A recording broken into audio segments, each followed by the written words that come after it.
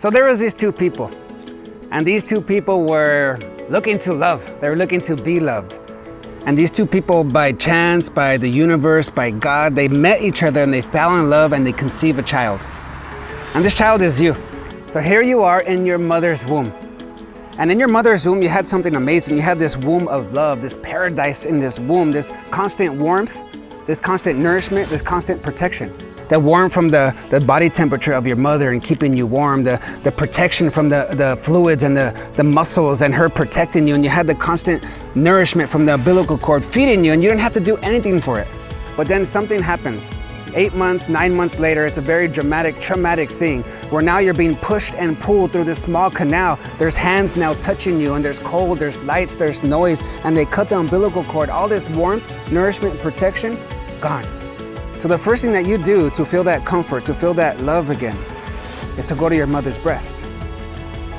So ever since then, in life, that's something that you are seeking. You're seeking this love, this warmth, nourishment, and protection, but then you find out that life isn't fair.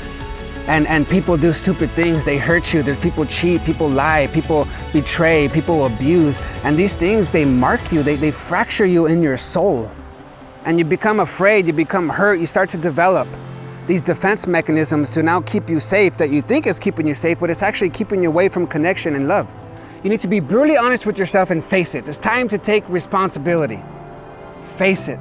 Face it that you have those behaviors, you have those habits that are not healthy, they're messing you up. Face it. Face it that those things are not even the problem, that's tied to something else in your past. So you need to go into your past, you need to see what are those things that really hurt you. Now you need to do the second part, and that's to erase it. This is the forgiveness. And this is the part that I get a lot of resistance on because people have really been through some painful situations. And when I say, okay, it's time to forgive that person, they say, what? What do you mean forgive? Are you serious, Richard? What do you mean forgive? You don't understand what they did to me. I will never forgive them. And this pain comes up again because that's, again, the defense mechanism. But I want to tell you something. If you don't forgive them, you're going to continue to be a slave to this person. So forgive them. If there's things that you have done that you feel that you regret or you feel ashamed of, you feel guilty about, forgive yourself. And just the fact that you feel bad about it, that's good news because it shows that you care, that you know that you're better than that. Face it.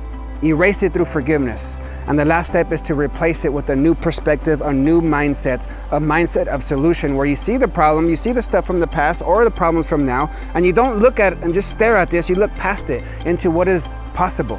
You have to face it, you have to erase it, you have to learn how to continually replace it. This is you taking responsibility for your life and making the rest of your life the best of your life by facing those things that have been hurting you and holding you back, those behaviors that you know that are not good. And it's time to forgive those people who have wounded you in your past. Maybe forgive yourself for the things that you have done. So now you can be free to change your perspective. Your mindset now becomes more about possibility, about solutions, and about potential. So are you ready?